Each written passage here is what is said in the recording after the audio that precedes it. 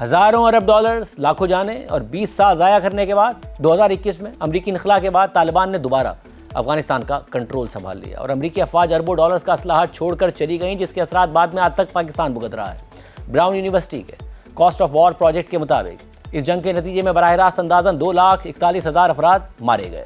اس کے علاوہ لاکھوں افراد، جن میں زیادہ تر شہری تھے، بھوک، بیماری اور جنگ میں لگنے والے زخموں کے باعث جان سے گئے۔ اس جنگ میں امریکہ اور اس کے نیٹو اتحادیوں کے کم از کم 3,586 فوجی ہلاک ہوئے اور امریکہ کو اس جنگ پر اندازاً $2.26 ٹریلین یعنی 2,260 ارب ڈالر خرچ کرنا پڑے۔ 20 مارچ 2003 کو صدر بش نے عراق میں جنگ شروع کر دی، اس بار یہ دعویٰ کرتے ہوئے کہ صدام حسین کے پاس بڑے پیمانے پر تباہی پھیلانے والے ہتھیار موجود ہیں، تاہم یہ دعویٰ بعد میں غلط ثابت ہوا۔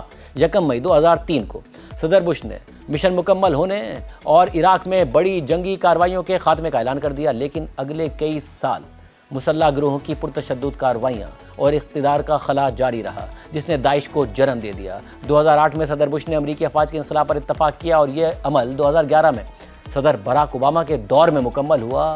اگرچہ انہیں باضابطہ جنگی نہیں قرار دیا گیا، لیکن امریکہ نے بڑے پیمانے پر فضائی اور ڈرون حملے کیے۔ 2000 کی دہائی کے وسط سے CIA نے افغان سرحد کے ساتھ واقع پاکستان کے قبائلی علاقوں میں ڈرون حملے شروع کیے، جن کا ہدف القاعدہ اور طالبان کے وہ افراد تھے جن کے بارے میں سمجھا جاتا تھا کہ وہ وہاں سرگرم ہیں۔ یہ حملے دور سے لڑی جانے والی جنگ کے ابتدائی پھیلاؤ کی علامت تھے۔ اوباما نے اپنے دور صدارت کے ابتدائی برسوں میں خاص طور پر پاکستان میں ڈرون حملوں میں نمایاں اضافہ کیا۔ اسی دوران امریکہ نے صومالیہ میں القاعدہ سے وابستہ افراد کے خلاف فضائی حملے کیے اور بعد میں الشباب سے وابستہ جنگجوؤں کو نشانہ بنایا۔ یمن میں امریکی افواج نے القاعدہ کے رہنماؤں کے خلاف میزائل اور ڈرون حملے کیے۔ 2011 میں لیبیا کے رہنما معمر قذافی کے خلاف بغاوت کے دوران امریکہ نے نیٹو کی قیادت میں لیبیا میں مداخلت میں حصہ لیا۔ امریکی افواج نے نو فلائی زون نافذ کرنے کے لیے لیبیا میں فضائی اور میزائل حملے کیے۔ قذافی کو اقتدار سے ہٹا کر قتل کر دیا گیا اور لیبیا طویل عدم استحکام اور گروہی لڑائیوں کا شکار ہو گیا۔